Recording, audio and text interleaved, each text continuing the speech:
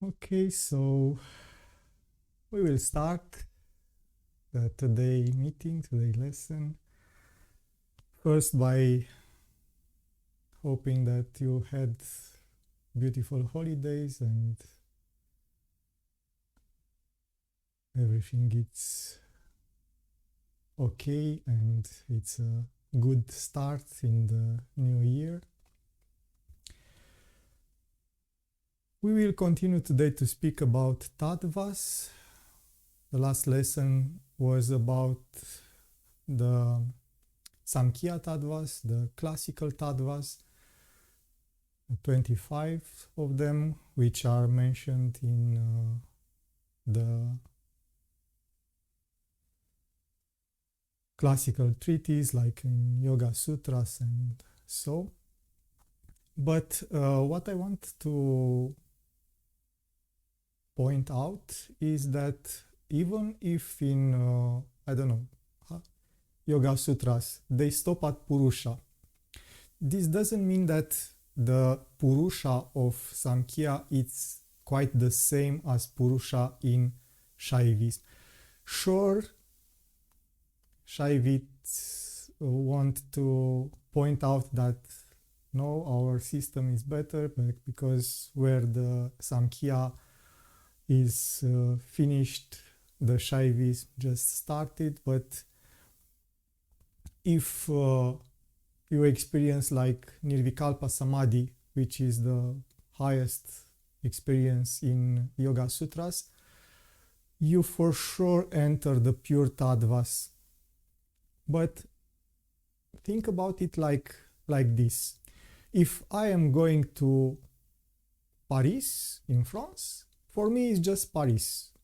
From the moment I enter the town until I exit the town is just Paris. But for a Parisian, for one who lives there, there are various parts of the town. So different parts with different names, some closer to the center, some far away from the center. In a way, sure, when Patanjali in Yoga Sutra says purusha is the ultimate goal and experience, it's like he said Paris in general. But then the Shaivists come and say we are living in Paris. It's not just Paris. Some regions are called like this, some regions are called like this, some are closer to the center, some are far away. So I want to understand this because otherwise there is this tendency to classify and say, okay, Yoga Sutras and the experiences in Yoga Sutras are inferior to, I don't know, Tantra local of Abhinavagupta or such or such. For sure, they are describing some more elevated experiences in a way that in Yoga Sutras is not found. But if you have that Nirvikalpa Samadhi, for sure you enter the domain of pure tattvas. And I want it to be this clear from the start, so we don't make this kind of which is better, what is better, and so on. And another thing that it's important to understand is that these tattvas are very present in all yoga writings, not in the way that it's expounded in Samkhya Karika or in Shaivit treatise, but those five Mahabhutas, those five earth, water, fire, air, and space. And there are various techniques to use them and to understand them and to gain some insight about them. In Gheranda Samhita, for example, they are called Dharani mudras, the mudras of concentration. And there it said that you have to concentrate like 2 hours on each, and they give some mantras and some visualizations and such. Again, in Shiva Samhita, another Hatha Yoga treatise, it's spoken about this concentration on tattvas. There are Upanishads which are dedicated to this, like Yoga Upanishad that spoke about these tattvas. Again, there are even more complex treatises like Shiva's Hridaya, which speaks about correlation between the breathing and the tattvas, and in which way you can use this kind of energy, inner energy, to act accordingly, and in this way have the most success in what you do. Because for sure, if you have, I don't know, Akasha Tattva active in a moment, it's better to meditate and not to, I don't know, invest in stock market. But the other way around, if you have Prithvi Tattva active, it's better not to meditate, but, I don't know, gardening or even stock market if you are inclined. So they use these kind of inner energies to be in tune with the nature and act accordingly. So concentrating on the tattvas means that you learn about you and the universe around you, and then you can act in this way. And this kind of treaty like Shiva's Hridaya speaks about this, observing your breathing, knowing some things about you from the way you breathe and from the tattvas, and correlating this, you can act in a more efficient and integrated way. So it's not that in Shaivism they discover tattvas. I think this was already clear because I was spoken about. They took the Samkhya way and just expanded on that. Another interesting fact is that Samkhya, it's an atheistic view of the world, it's materialistic view of the world. So even if Patanjali uses Samkhya, he put Ishvara, God, into that system. And then Shaivism comes and expand on this with showing that after purusha there are lots of things in which God manifests. And the subject of this lesson will be this mystery, this kind of trick that God does so that the unity appears as multiplicity. Because for sure we can ask ourselves, okay, Shaivism, it's a non-dual system and it speaks about this kind of everything, it's one, and how in this way we experience the world as diversity and not unity, because the usual experience is not that everything is one, but everything is separated, and it's a spiritual effort to get back to this spiritual unity. So going,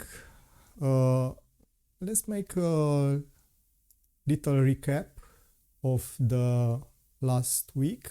Last week means last time we met, not last week, but a way ago. So just to remind you, not to dwell on it, we have the 5 gross elements or Mahabuddhas, which are the usual tattvas. When you encounter the term, the word tattva, usually it's referring to these 5. But these 5 are like different levels of manifestation. In one level are Mahabhutas. On the next level, there is tanmatras, the subtle elements. And then from this, we have the 5 karmendriya, the organs for action. Then we have the 5 jnanendriyas, organs for knowledge. And then we have the inner instrument, antahkarana, which is formed by 3 things. Yes, the manas, the buddhi, and the ahamkara, the instrument of the I. But these 3 with the 2 interdependent tattvas, prakriti and purusha, again make a 5, which it's another level in this manifestation of the 5 tattvas. In Shaivism and in Tantra in general, there is this principle which in Sanskrit is called sarvam sarvatmakam, which means all is in all. Everything is reflected in everything. So if we have like the earth, in earth it's reflected water, fire, air and space, and combining with earth gets different qualities of the earth elements. So everything is reflected in everything. This is the principle in Tantra. So knowing yourself, you can know the universe, like in that saying on the Delphi temple in Greece. So getting to our lesson, we finished on the Purusha tattva, which Purusha it's called the spirit usually, but like I said in classical yoga, in Yoga Sutra or in Samkhya, Purusha is the highest manifestation of existence, is the spirit, it's the consciousness that is present in everything. But, and if you read the Yoga Sutras, you will see that there is this duality. There is not one Purusha. God is a Purusha, but it's a special kind of Purusha. But you are a Purusha, and you can reach that level of godliness if you practice yoga and attain that nirvikalpa samadhi. It's like everything can be Purusha. It cannot be Ishvara, it cannot be God, because he is a kind of special Purusha. He doesn't need to evolve to get there. He's already perfect and has all the qualities of perfection, but you can evolve to there. But this is a dualistic view of the world, because it maintains this difference. And from the Shaiva point of view, Purusha it's still limited from this point of view, because it's still in duality. And the limitations that make Purusha exist in this duality are called kanchukas. Kanchuka, it's a Sanskrit word that usually means a dress fitting close to the upper part of the body. It's like, I don't know, maybe closest thing, it's like a corset which constrains your body to a very strict form. Usually they call it armor or a mail or a cuirass or something. It's like a clothing that constrains your body. This is the direct sense of the words. For sure, figuratively or metaphorically, it's a cover, it's a disguise. And in Shaivism, it means that is this limiting covering of the divine so that he appears in the form of purusha. And for sure, from purusha to maya, maya means illusion, there are these called 6 kanchukas. Some say there are 5 kanchukas plus maya. Some say that there are 6 because maya is also a kanchuka. But if we want to maintain that 555, there are 5 kanchukas which are generated by maya, by illusion. So again, in a lot of readings, you will find this term sat kanchukas, which means 6 kanchukas, but there are 5 limitations which are created by the maya, which is this illusion.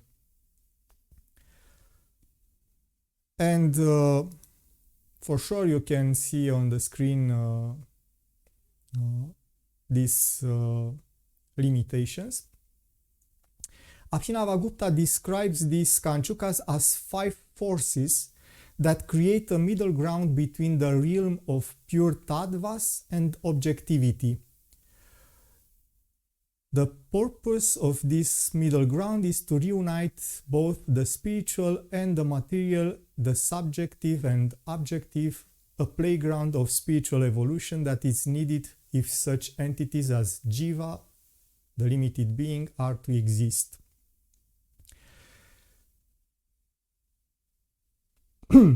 And for this reason, usually these 5 kanchukas are presented like having both a limited end and an unlimited end.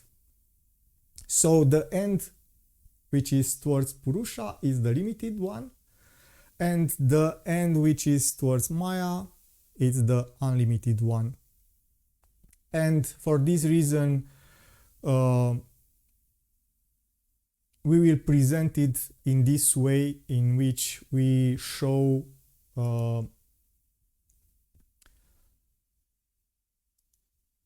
the limited and the unlimited version of these kanchukas. For example, the limited power, Kala, has the unlimited end as omnipotence, sarvakartritva, omnipotence. You can do anything, or you only can do some things, but not everything. And again, limited knowledge, vidya, can be limited. You can know some things, but not all things, or can be omniscience, sarvajnatva, which again means this capacity to know everything.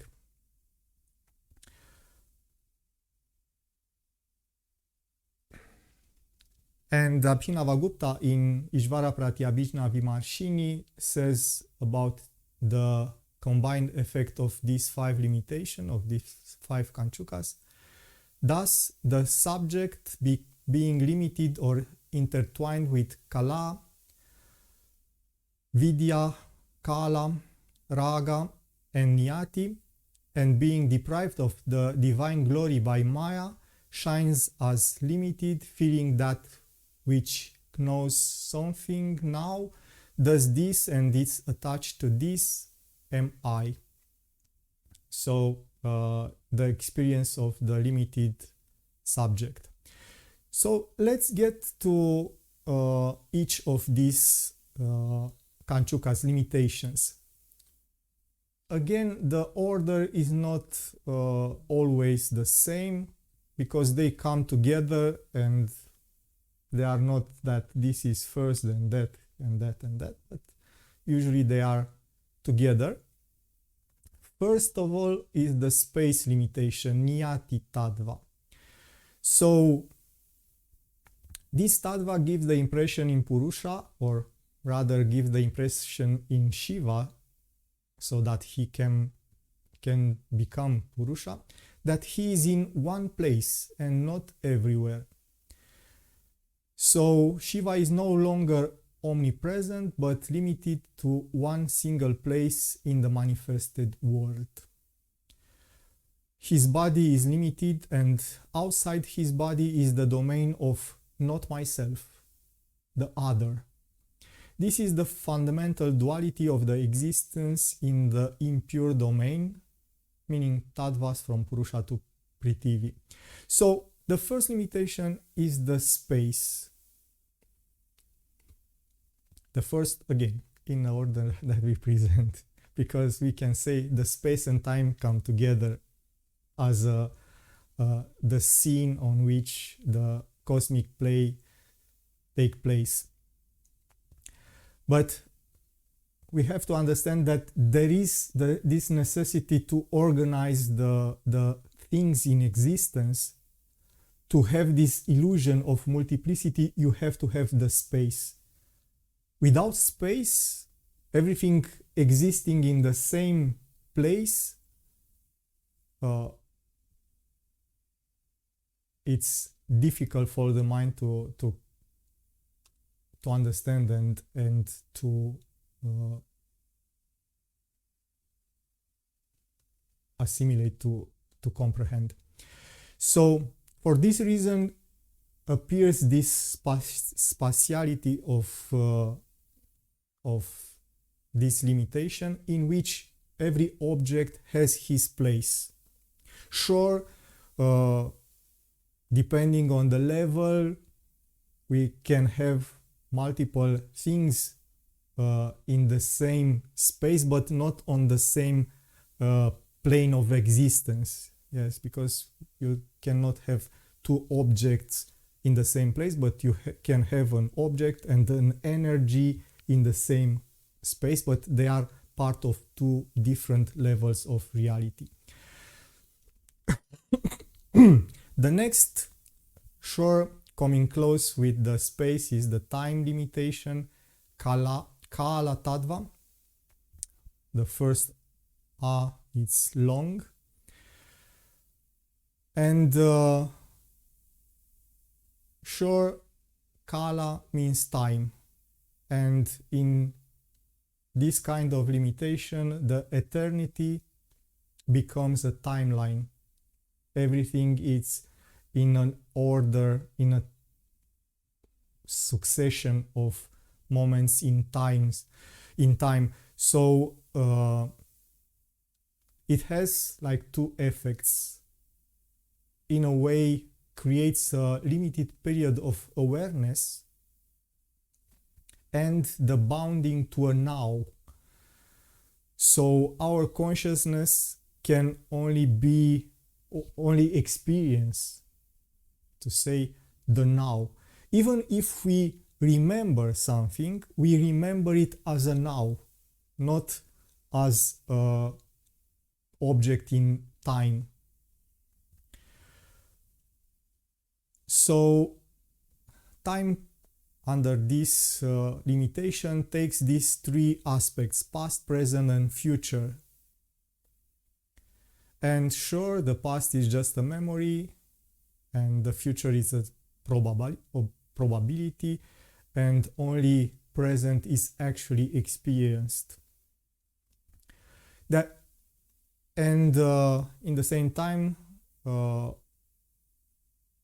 this limitation has to do with death, rebirth, becoming a subject to the cosmic cycles of life. We can say that time is tied to the observer, and for sure there is this kind of objective time that can be measured by using a clock and such, but usually it's an subjective experience. We can experience that the time goes faster or slower depending on our state of consciousness. But what we can, and usually we have this experience as the time, as the consciousness expands and grows, the time is perceived that is flowing slower, and we can perceive this slowing of time as we evolve. And another thing, this here and now from the spiritual viewpoint is seen as a positive experience. You have to be in here and now, but it's about being present, aware, and not just carpe diem, live the day, seize the day, or such. It's like in the real spiritual experience of the here and now, you go outside the timeline and the space in that eternity and infinity of space. So when in spirituality they speak about here and now, is not just this fleeting experience of moments after moments, but it's about this capacity to exit the limitations of the time and space. So for this reason, it's better to understand this here and now as a paradoxical nowhere forever or everywhere every time, because it's outside of time and space, as the mind knows and understand this. Otherwise, like I said, it's oversimplistic, carpe diem, live the moment, and is not the spiritual way. The next limitation, it's called raga. Raga usually means attachment of or desire, and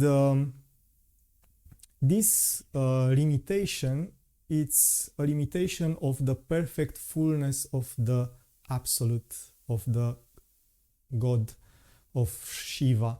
So the consciousness of Shiva, it's perfect in itself. It feels like it's whole. It doesn't need anything. But when this limitation appears, you feel like you're lacking something. Something is missing. And this kind of missing, it's ever present in our life. We feel this kind of something is missing. I need something. And from this appears desire. I desire something because I feel that void, that emptiness. And I hope that I can fill it with various things, material things, or persons, or experiences, and so on and so forth.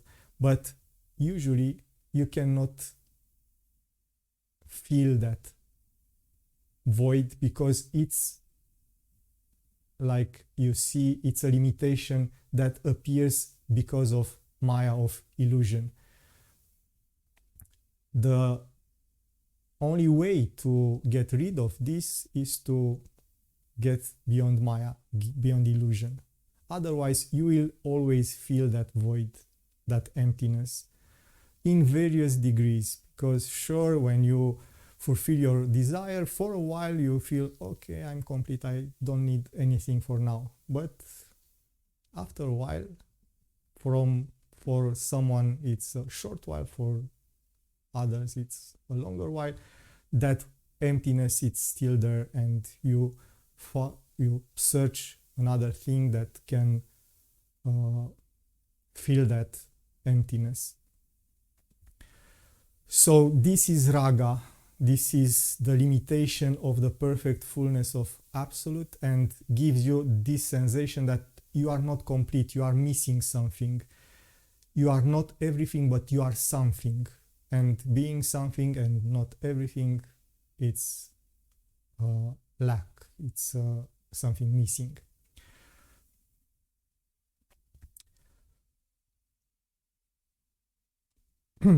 And the next one is Vidya Tattva, the limitation of knowledge. This one is sure self-explanatory.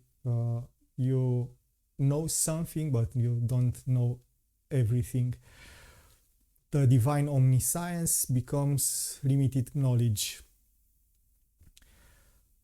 Sure, I want to clarify that it's not that God is it's like a big library in which everything is written down, and it's more like he has all the possibilities there, but they are not manifested. They are possibilities, potentialities. So for this reason, sure, he contains every knowledge possible, but it has to be manifested to become accessible. And I want to understand this because everybody think, okay, if I go there, then I will be like a big book of knowledge, everything will be present and such and such. But it's not always the case. Sure, everything that happens, it's recorded like in some big cosmic recordings, but and from some perspective, because you are outside of time, you can know every possible future and every possible thing and such, but it's not like they are already expressed. It's more like potentiality. Sure, imagine that you have all the letters, and if you are patient enough, you can arrange them in all the possible arrangements, from the Yoga Sutras to the plays of Shakespeare and such, and more, but which are not yet written. So this omniscience, this knowledge, divine knowledge, it's more than we can imagine, because if we imagine this kind of big library or a big supercomputer which has all the things recorded there, but it's more than that. It's like there is every possibility there, or this is limited in this kind of, okay, some things are known, some are not known. Yes, this is the limitation of knowledge. And sure, you can make the effort to know everything that it's possible to know in this place and time, but it's still just a fraction or insignificant really relating to this divine knowledge, which is all the possibilities. And the last one, it's Kala Tattva, the limitation of creativity, or the limitation in power. So Shiva is omnipotent. He can do anything. He has this capacity to do anything. But this become limited by this Kala Tattva, and Purusha can do some things. Sure, if it's a god, because from this point of view, gods are still just some evolved Purushas, so he can do more than a human can do, but it's still nothing compared to Shiva, which is beyond Maya. So again, to understand the perspective, even if you are like a god-like creature and you can do things that humans can only dream of, you are still limited in this kind of power compared to Shiva, to what is beyond Maya. So again, it's a limitation of the power to do something and of creativity, what you can create. So you can be a good painter, but you are not such a good composer. You can do well with a hammer, but not with a, I don't know, needle. So usually we have this limitation in power and in creativity, and this is the limitation created by this Kala tattva. And then we have Maya.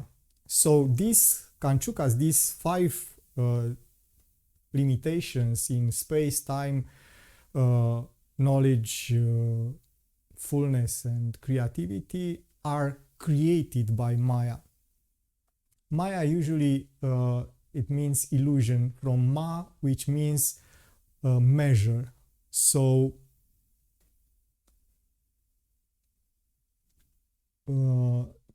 this Maya is like a big mystery, because before Maya you have the unity, divine unity is just Shiva and nothing else, and after Maya you have this kind of multiplicity of purushas, gods, humans, animals, and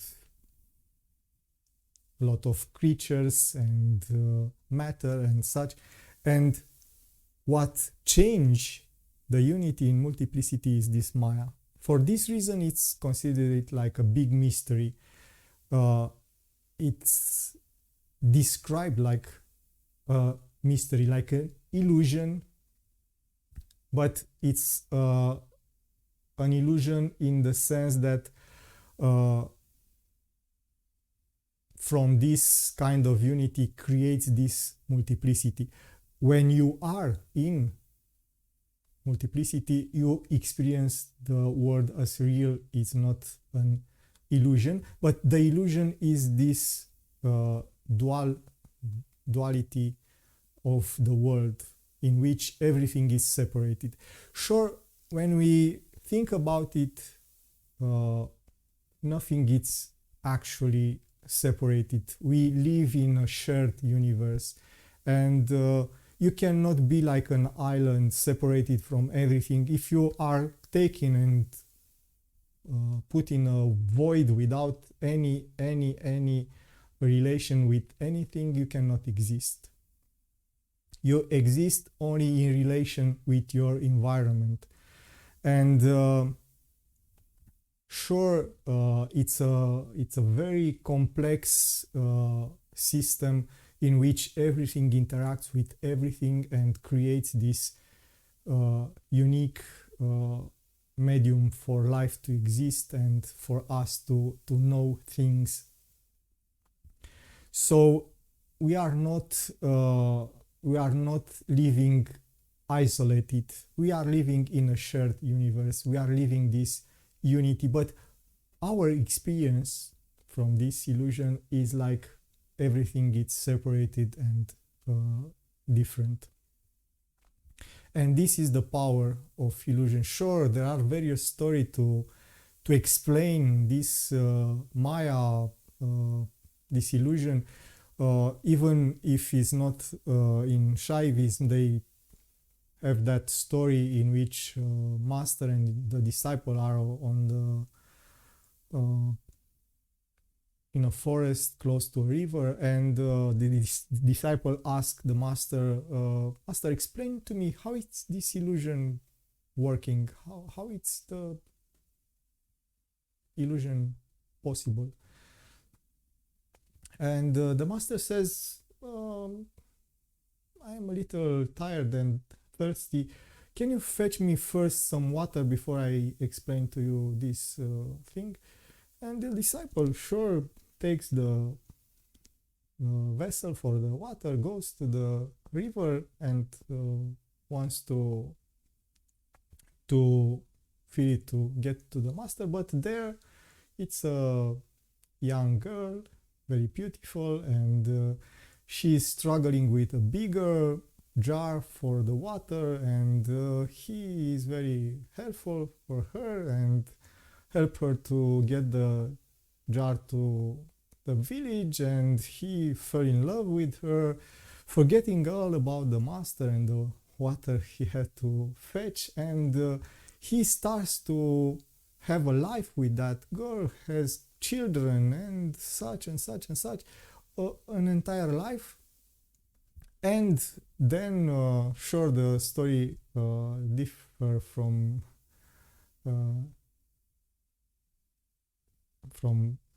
place to place, but in one of these in all of them something tragic happens. In one story, the village catch fire and he run to the river to get the water, and there he finds the master waiting for him, and suddenly he awakens from the illusion and realizes how step by step he forgets about who he is and what he is doing in this life. And this kind of story sure doesn't explain why, how it's possible to just forget who you are and engross yourself in this duality. But again, it's like this kind of mysterious thing, energy, that creating those 5 kanchukas, those 5 limitations, transform the divine consciousness in a limited consciousness from Shiva to purusha. And from this point upwards, we have the pure tattvas, Shuddha tattvas.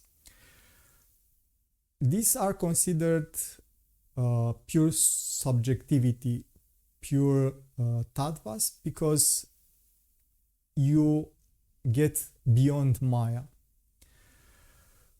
But still, you will see there are some nuances, some degrees of experience until you reach the highest Paramashiva, the highest of the highest.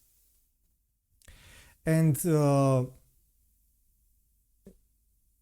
for sure, this kind of tattvas are manifested by the 5 energies. We will have a whole lesson dedicated to these 5 energies, so I will not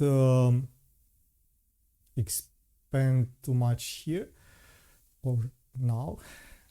And sure, each of these pure tattvas are an expression of these 5 energies, which are consciousness, bliss, knowledge, desire or intention, and action.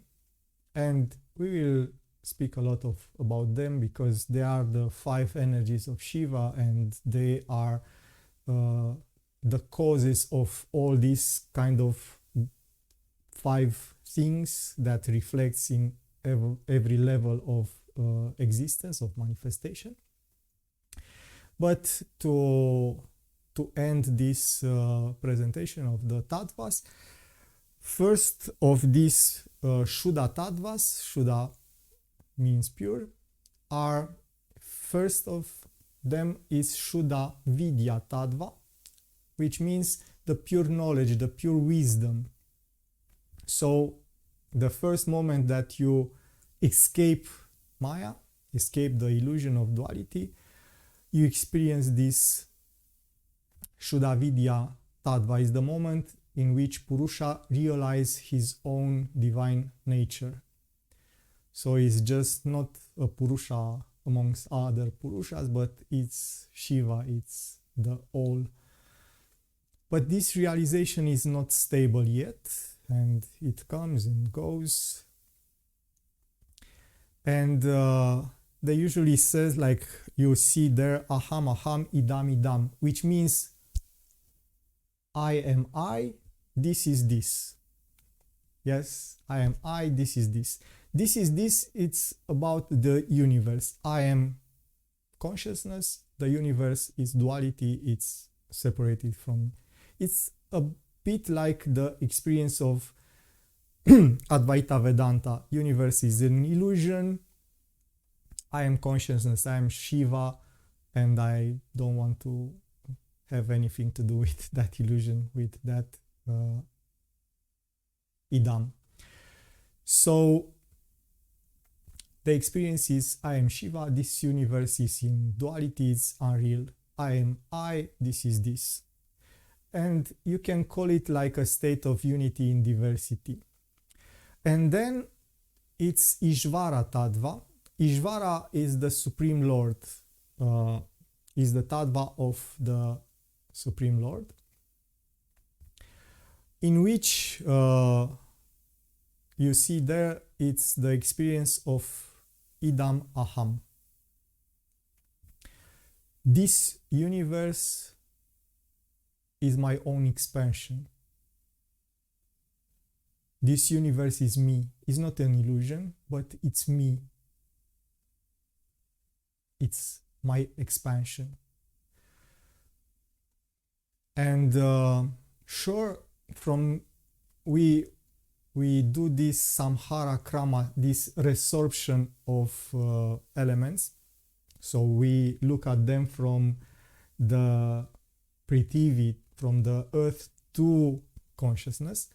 But if we look from the perspective of Srishti karma, of creation, at the level of Ishvara tattva, everything is known how it will be, but it's not yet created.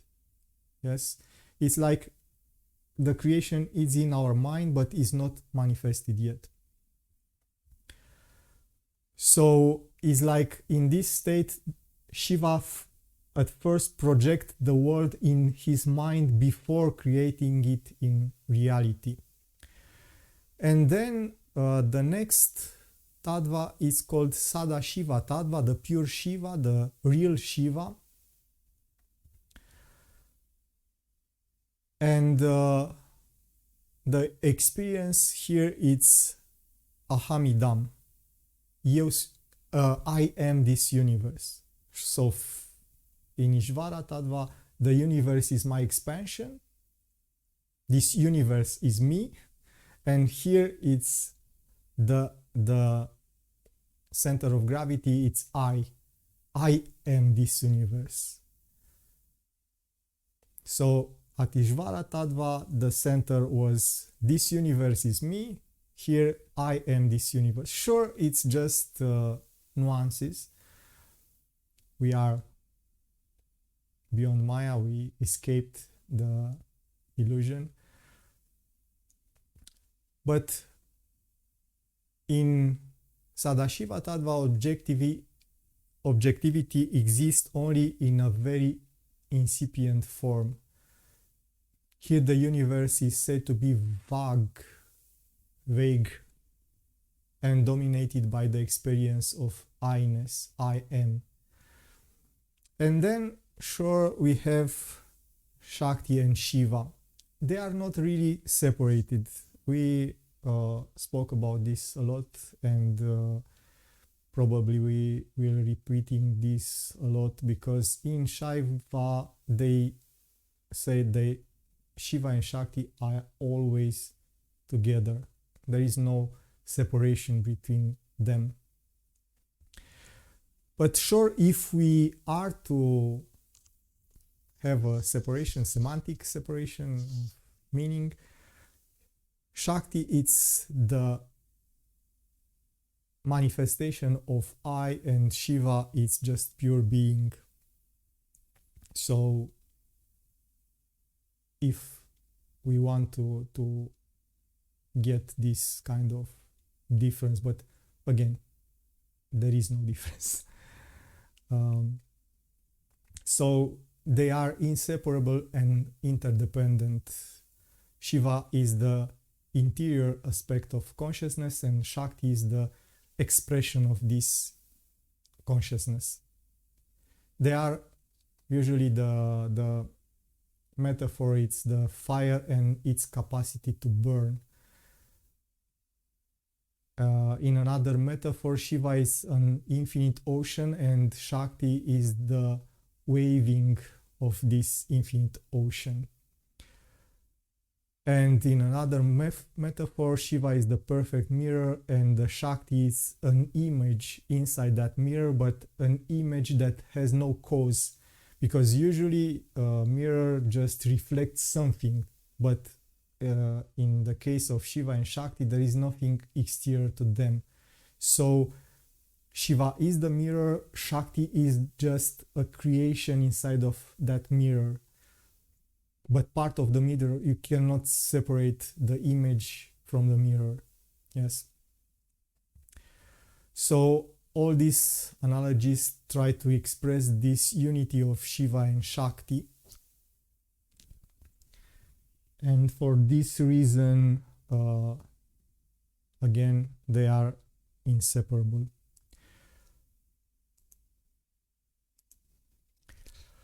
So these are the 36 Shaiva tattvas. And again, from the everyday life, usually the 5 classical tattvas, Prithvi, Earth, and so on, are just enough to have a grasp around this kind of how the manifestation work. Sure, they are not, and I want to understand this, they are not a scientific explanation of the world, but more a subjective experience of the world, the way the consciousness experience the world. For this reason, tattvas are qualities, not actual physical elements. Sure, we say Prithvi is like earth, stable and strong and dense and such, but is not earth. And water is not water or liquid.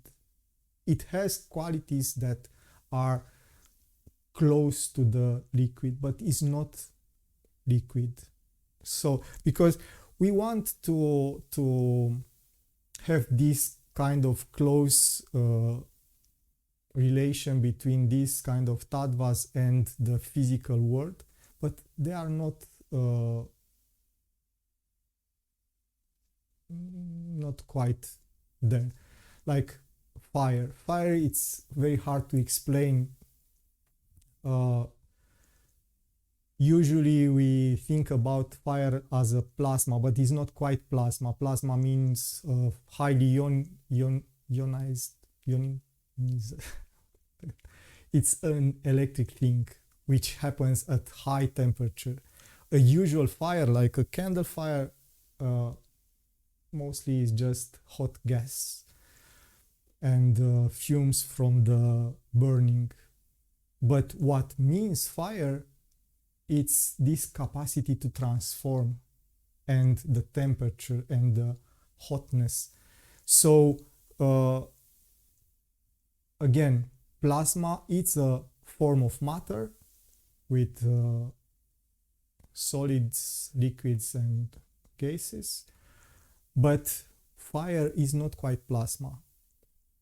If it's hot enough, it becomes plasma, but usually, and the fire that the Shaivites have access to usually wasn't that kind of plasma. So we cannot put this there.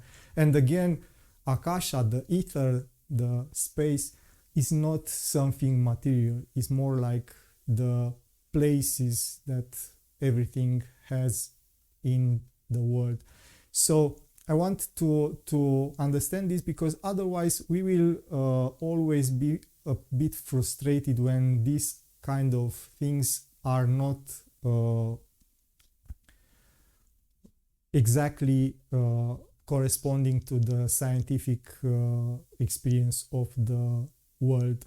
It's more again more like a subjective thing. And another thing, it's about different descriptions of these elements. You will see there are various descriptions of colors of these elements, which again will frustrate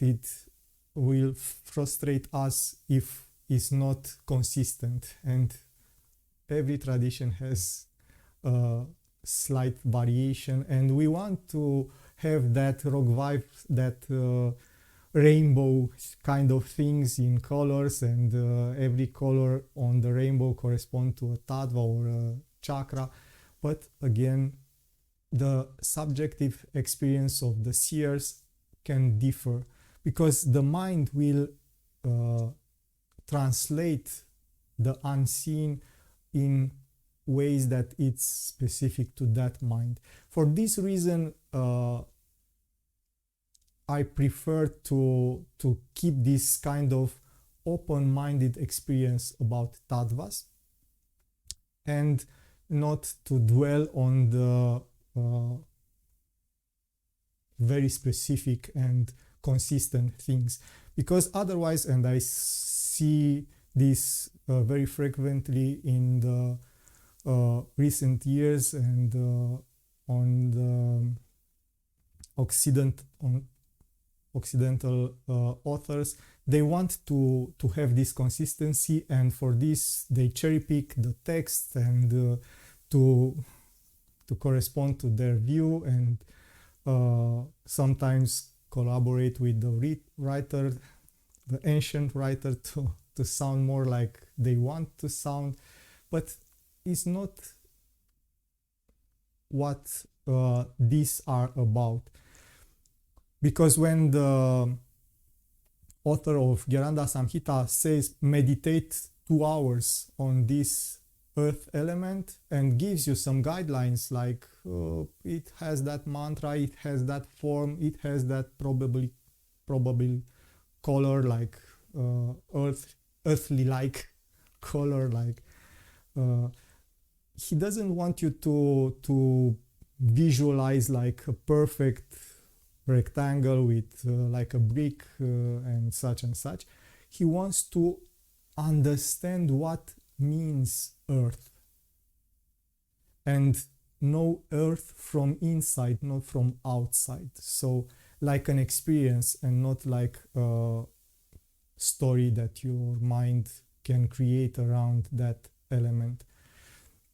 And unfortunately, we are very fond of the stories, and we want these stories to be consistent and to be close to the scientific reality and such and such. And in this way, we lose that mystery and that inner experience that help us to discover this inner world. And sure, what we want when we do this tattva meditation, it's to,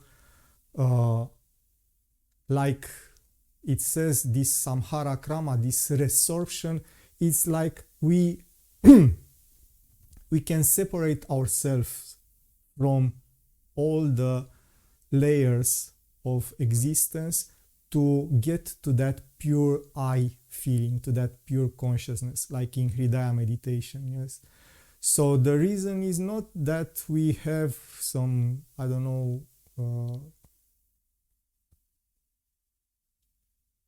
divine knowledge about tattvas and such, but more to separate ourselves, to disentangle ourselves from this identification with partials and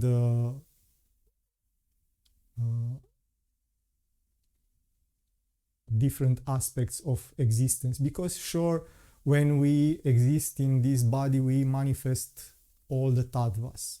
Yes, like I said, Earth, it's the terminus point of creation. There is nothing beyond in terms of condensating energy.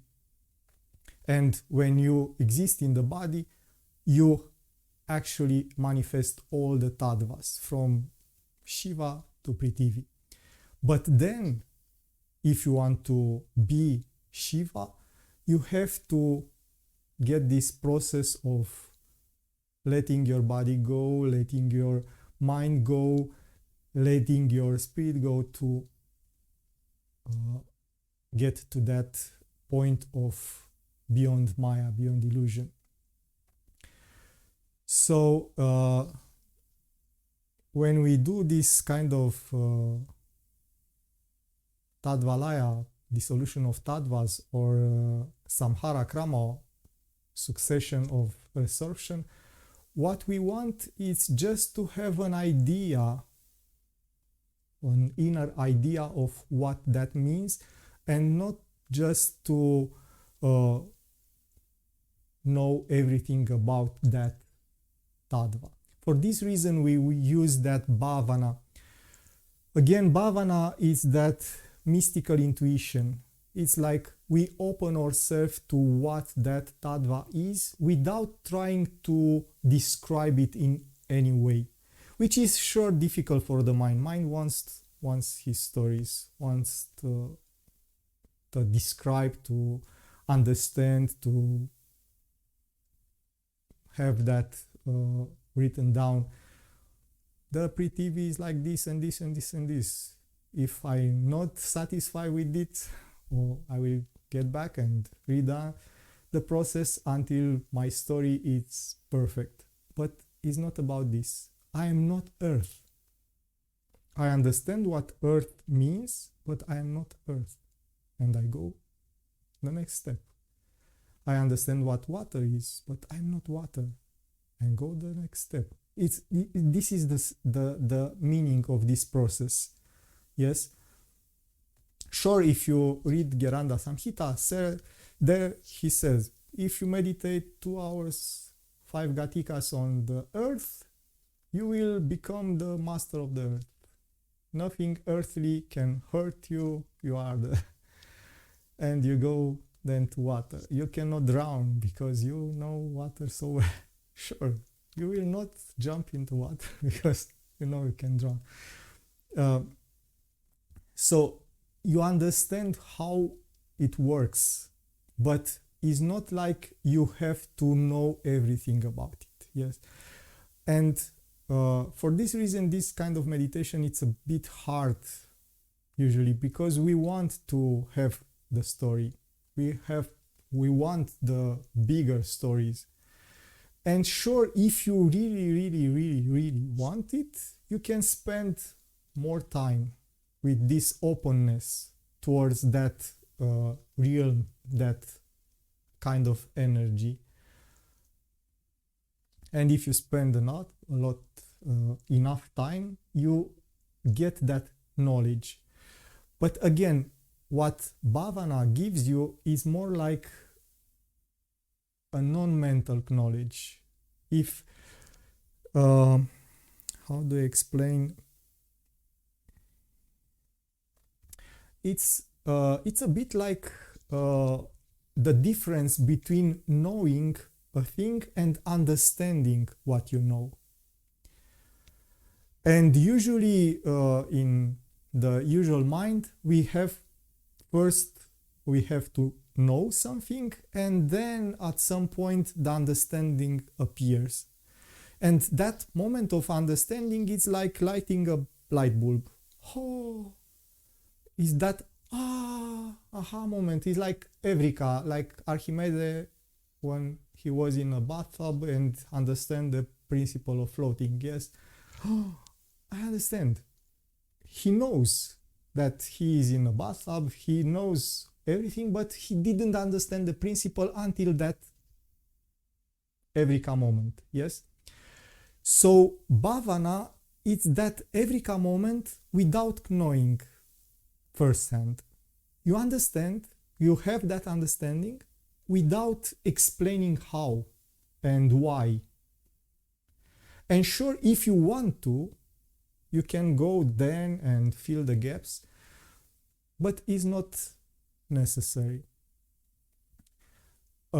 Sure, bhavana is not easy, because it goes against our usual mental process. Our usual mental process, I have to know everything about the subject, and then maybe I will understand it. Maybe everything will fit nicely, and the Evrika moment, aha moment will appear. In bhavana, we want to be in that aha moment without having that need to explain things. And for this reason, it's a bit difficult. But if we learn how to do it and to let this openness be present and let things be there,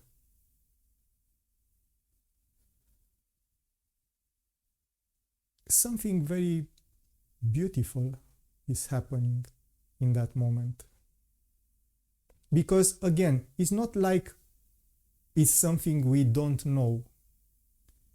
It's something that we are not aware of knowing. Yes, it's an opening of our consciousness, of our awareness, to embrace that knowledge that is already there. Again, if we remember these kind of limitations that purusha has, not being Shiva, the knowledge is already there. It's just that our mind is limited by that vidya tattva and has the illusion, the impression that it doesn't know.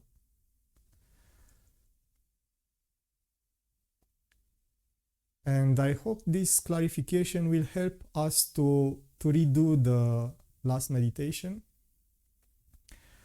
and just get by every tattva again with this openness of the consciousness, of the awareness, to understand without understanding, like a paradox. Yes, understand without understanding, without explaining what we understand. It's like, to have another metaphor, imagine that you look at a beautiful sunset and you experience that sunset. You don't need to describe it to enjoy it, yes? But sure, the mind will say, oh, let's take a picture to send to my friends so they enjoy it too. It's such a beautiful, call my, I don't know, mother to say, look at the window to see. But this is the mind that take us outside of the moment of the experience by creating a story. This is the most beautiful sunset I ever seen, such colors, such a... But all the story in the world will not describe that experience that we have in that moment. I hope you are aware of this. So we will prepare for meditation. If you have questions, I forgot to tell you, but I hope you know already. If you have questions, just ask them, open your mics and ask them. Don't be shy.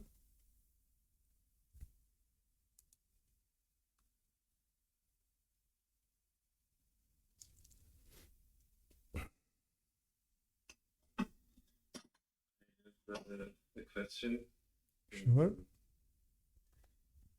So if I understood it right, purusha is also considered the state of samadhi in the Yoga Sutra? Yes, in Yoga Sutra it's considered like samadhi. You experience purusha in samadhi.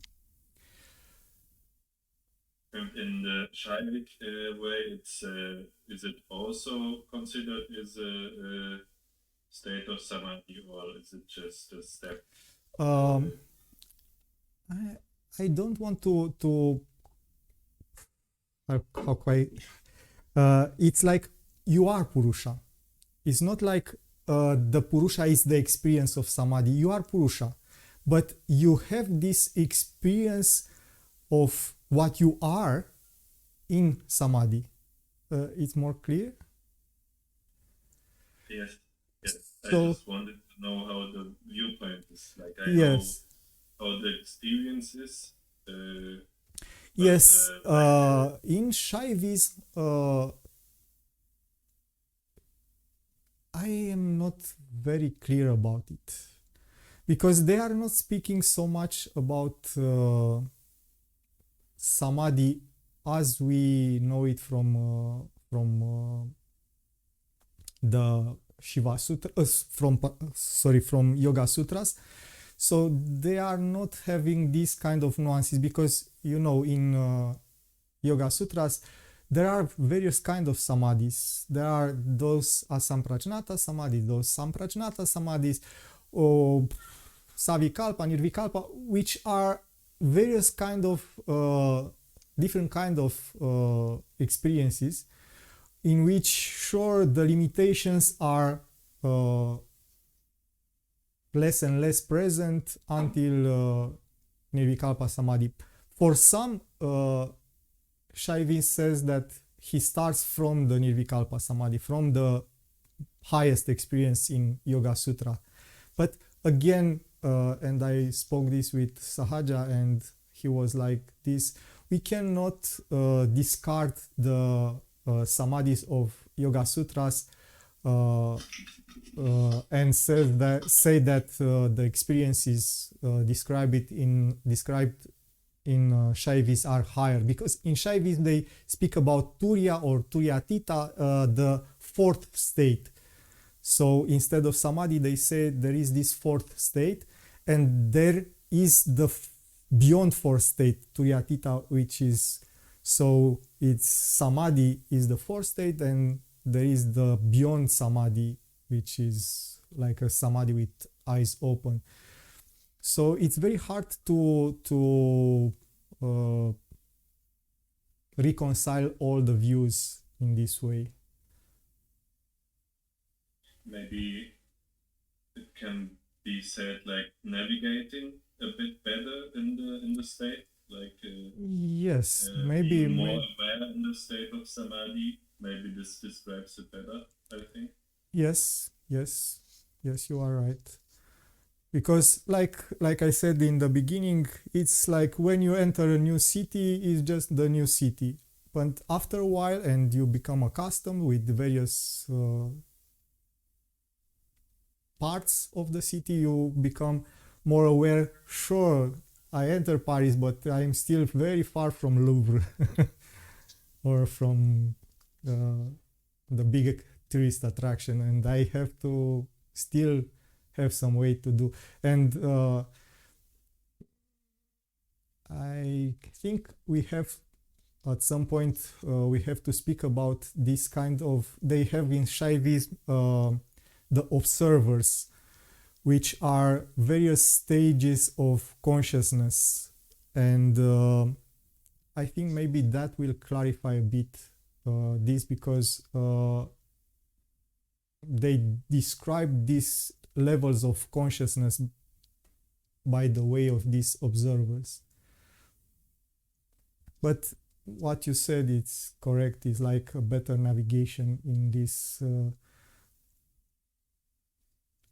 non-mental realm, because this is the problem from Prakriti. Practically, we go beyond mind. We don't have mind anymore. So what we speak now, it's using the mind, but there you don't have the mind. What you will have, it's the reflection in the mind from the moment you were there, and the mind will try to describe these kind of reflections in the best possible way for the mind to describe them. And what we have are only these reflections. This is the difficulty.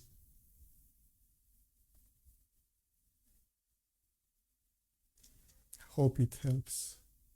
Yes, thank you. Also in some pictures about tattvas, they are with the pure tattvas, with the 5 pure tattvas of the Maya, they are Kriya, Nana, Icha, Ananda, and Chit connected with them. Do you know about this? Yes. I said that at some point when I started to speak about this. We will have a whole lesson dedicated to these 5 energies, and then we will speak again about how these energies practically create this kind of 5 pure tattvas, 5 kanchukas, 5 that, because they are the main cause of this kind of 5. And sure, this consciousness, bliss, knowledge, intention, and action, the 5 energies of Shiva. Okay, thank you. Then I will ask my next question when we come. You can ask now. I was just we were talking about manifestation. Yes. And we were talking about Ishvara, when I remember correctly, when I don't mix it up right now. But we were talking about manifesting inside before, or no, it was about the knowing about the possible manifestations, but not already manifesting. Is there also this process of manifestation? Is it also being covered in the pure tattvas? Because there are some spiritual schools which are kind of dealing with that, and I was just wondering if there's a connection. Yes, again, here will be another lecture. Sorry, about the levels of the world, in which we will speak about this kind of. At first, the creation is just an intention, and then that intention start to manifest possibilities, and then those possibilities become more solidified, and then they are all effectively manifested. And these levels of the world explain very beautiful this, because it's like, at first you just have the intention to say something. You are not very clear about what you will say, but you have the intention to speak. Then you will have the subject. You know what you will speak, but you don't know yet the words or the way you will express this. And then in your mind that becomes more clear, but until you open your mouth to actually express what you are saying, it's still in your mind, yes? And when you open your mouth and say, then that is manifestation. So using these levels of the word, they explain how Shiva creates. At first he has this icha, this intention, then he has that jnana, that knowledge he know, and then he actually acts and manifests. It's beautiful to understand that, like I said, that sarvam sarvatmakam, all it's reflected in all. Sure, Shiva does it like this, but we also do like this. We have an intention to create something, we are not very sure what, but then that intention becomes more clear, and then we know what we want, but we still don't know how we will do it, and then we start to do it, and it becomes manifested. And this happens everything from this space of bhavana, like this intention we are building upon. Yes, it's a bit like this. Bhavana, it's actually connected with that level of speech in which all the possibilities are, but are not yet expressed. Is not. So let's back a little. So these levels of the word are like this: Vaikari, which is the uttered word. Then it's Madhyama, the middle ground. It's the words that are in our mind but are not yet uttered. Then this Pashyanti means the seer, the word that it's, you know, you have the clarity of intention, but still the words are not formed. And then there is Paravak. Paravak means all the words are there. All the possibilities. So bhavana is this access to Pashyanti, to that seer, to that capacity to see the truth without actually express it. Which, sure, it's a very, very potent tool of knowledge. But you have to renounce this tendency of mind to grasp a meaning or a story about that subject, because in a moment in which mind start to create the story, it will be a limitation of the knowledge, exactly like I said about the sunset. In a moment you start to describe it, you will lose some of it. You cannot sure, if you are a big poet you can translate more of the beauty, but still you cannot give all the knowledge.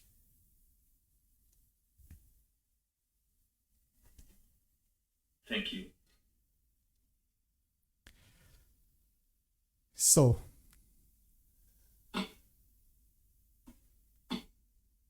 let's try to do another go at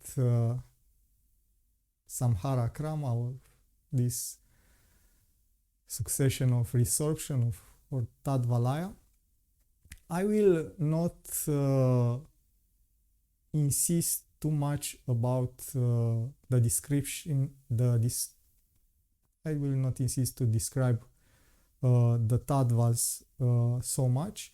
Just mention them and then mention this openness to experience them as principles, because they are essences. They are not again, not something material. So for this, like usual, we bring our back straight. We close our eyes. We try to achieve a stillness of the mind.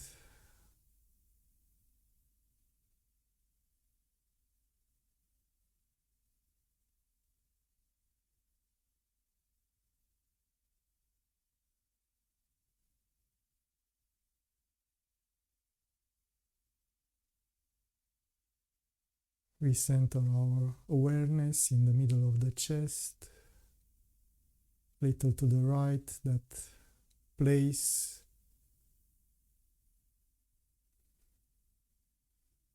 of the heart, Hridaya, the space of the heart. We will try to experience these tattvas from this heart perspective, using that bhavana, that mystical intuition, in which we just open yourself to the knowledge without trying to explain or reason or create a story.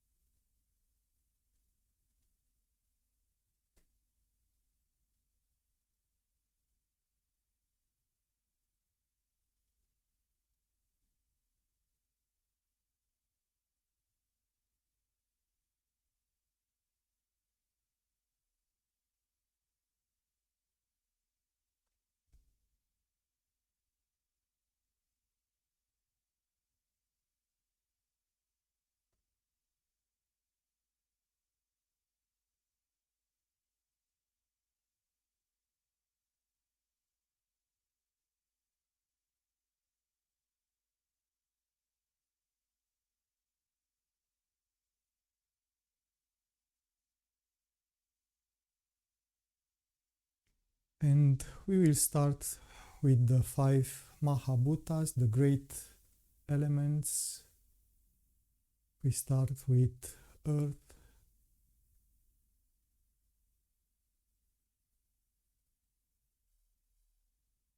that gives our body form and shape.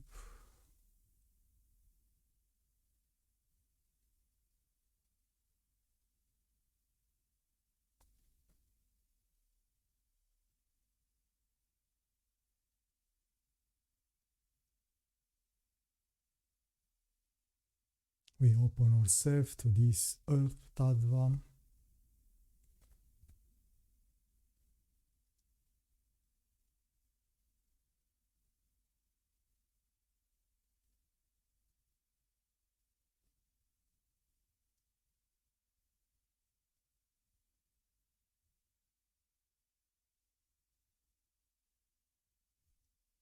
And then we go to the water tattva.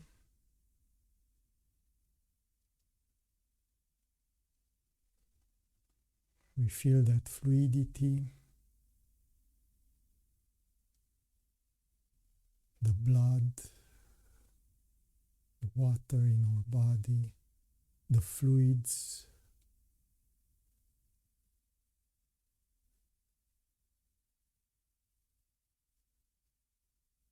And we open ourselves to the essence of this water tattva.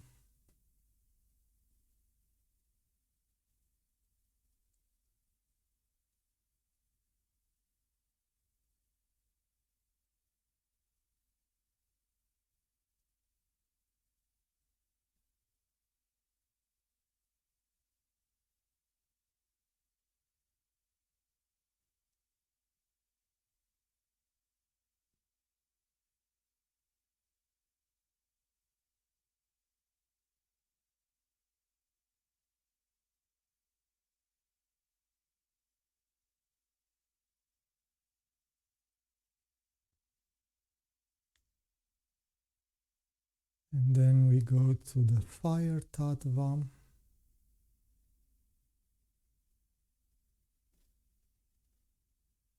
That is the heat in our body, all the processes of burning inside our cells, inside our digestive fire that transforms. And we open ourselves to this power of burning and transformations that is fire.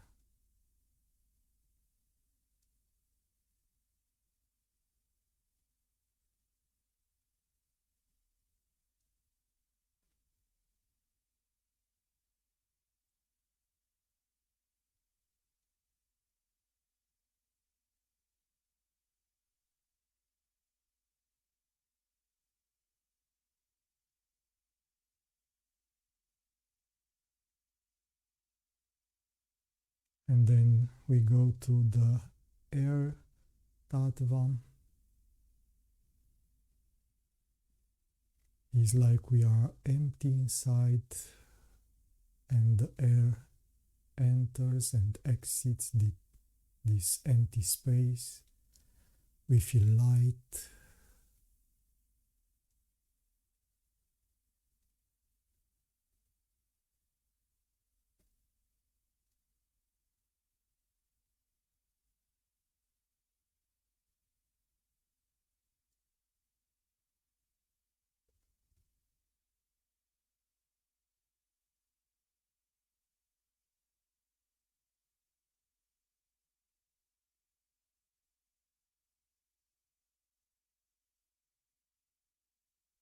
And then we go to the ether tattva, kasha tattva, which is just space.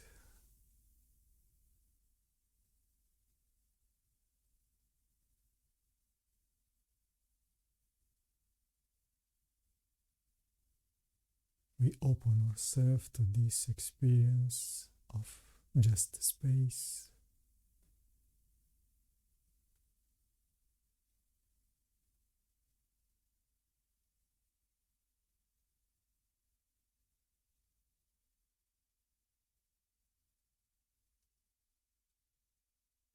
And now we get to the 5 tanmatras,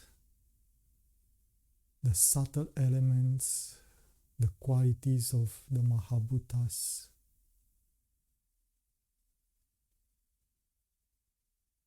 We start with the smell tattva, the medium for the smell to exist.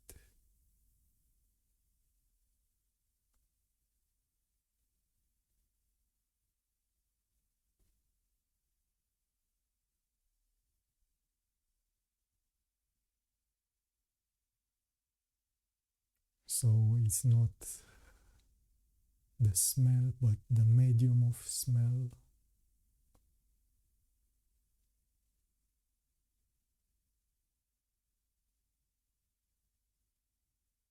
And then the taste.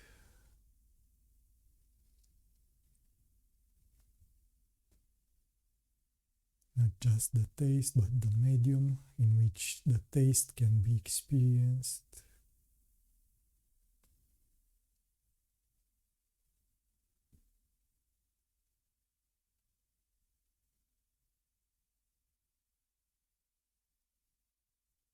And then the form and color, or the medium for the visual sensations to be experienced.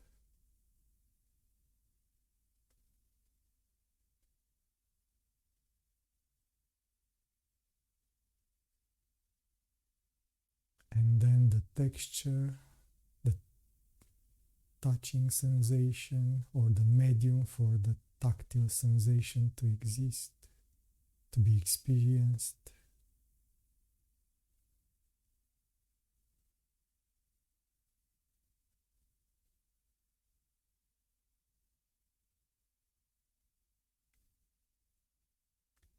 And then the sound, or the medium for the sound experience.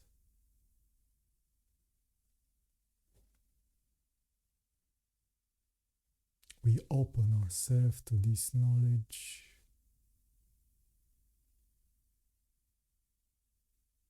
Beyond reasoning, beyond stories.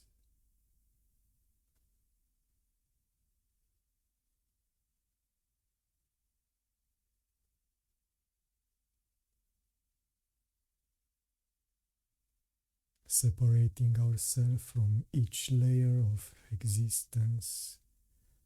We go now to the 5 karmendriyas, the 5 organs for actions.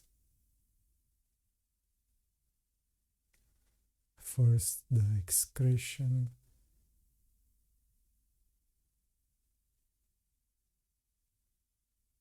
Then reproduction.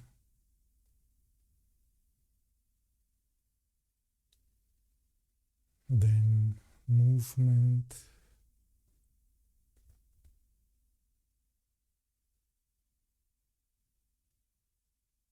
Then then handling things, and then speech,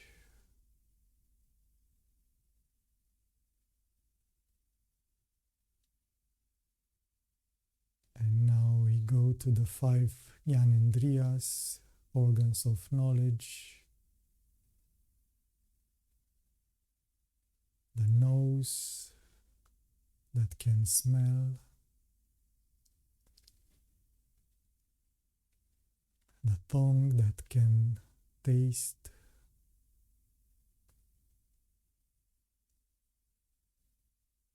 the eyes that can see,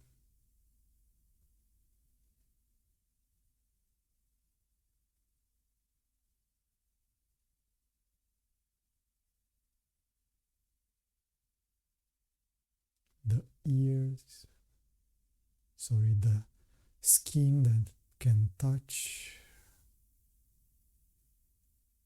and then the ears that can hear. These are the 5 Gyanendriyas, organs of knowledge. And then we go the next step, Antahkarana, the inner instrument formed by manas, the mind, which gather the information and gives the orders for action. Then there is buddhi, the intellect, the discerning mind that can say this is good, this is bad, this I want, this I don't want. And then ahamkara, the instrument of I, the ego, I connected with objectivity, which has the eyes towards the materiality, still is I.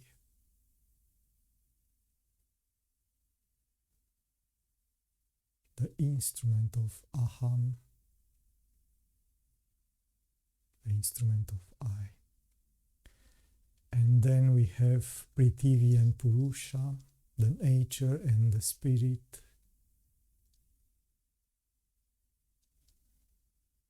The nature with the 3 tendencies, tamas, inertia, rajas, dynamism, and sattva, balance. And Purusha, the spirit, the consciousness present in this body, but with its sight towards God, towards subjectivity.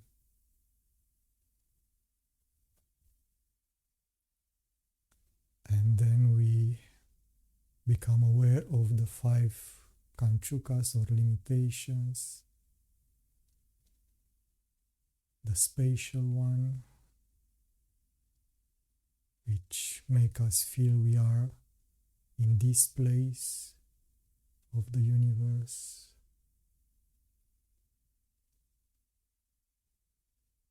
The temporal one, which make us feel that we are now in this moment of time.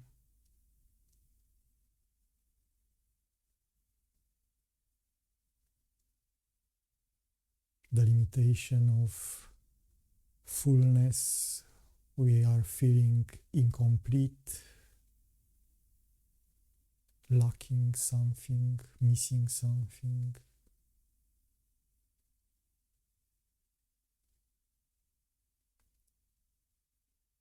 The limitation of knowledge.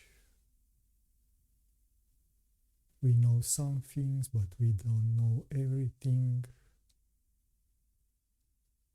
We have to learn, experience, to know more.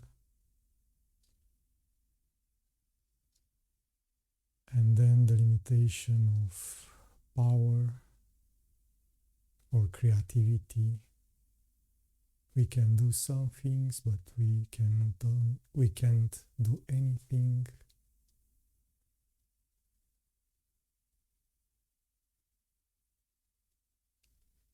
These limitations are created by this great mystery of Maya, of illusion, that makes unity appear as multiplicity. The universal consciousness becoming individual consciousness, Chit becoming Chitta.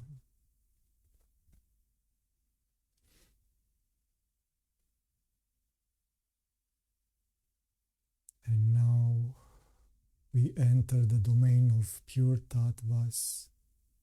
First is Shuddha Vidya. We are Shiva. I am Shiva. There is no we, just I. And the universe is just an illusion, a place for duality.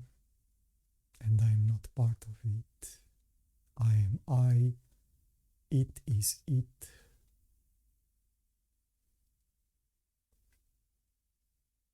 And then we have Ishvara Tattva, in which this whole universe is just my expansion. This whole universe is me, Idamaham. It is I.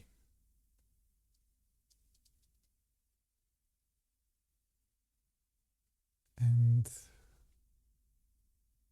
then we have Sada Shiva, the pure Shiva, the real Shiva,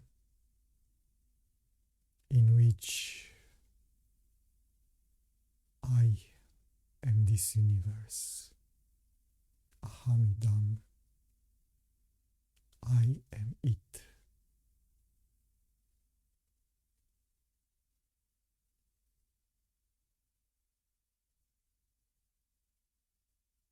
And then we have Shiva and Shakti,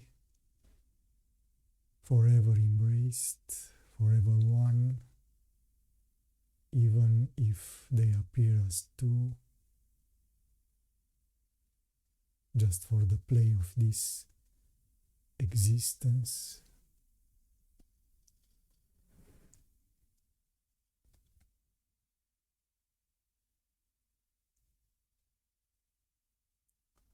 We keep this bhavana, the universe of tattvas, level after level, as a play of our consciousness. Who am I?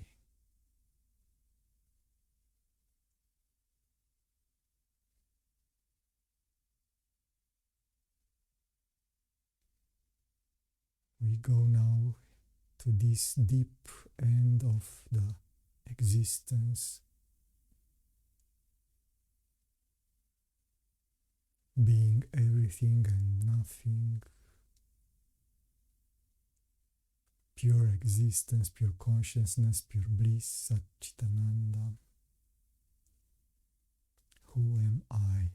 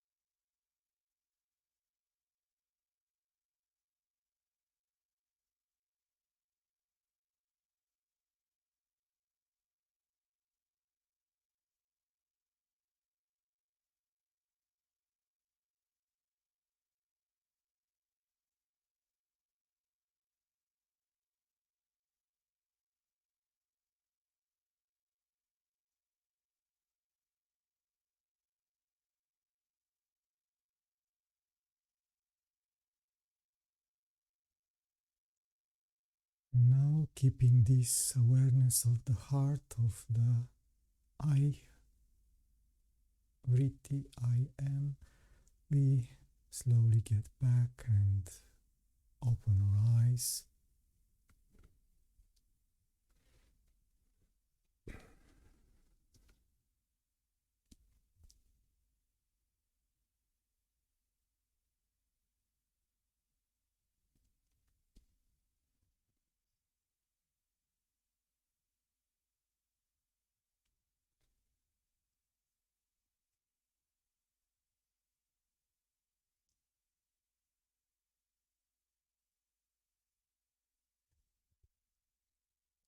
So, if you have any more questions,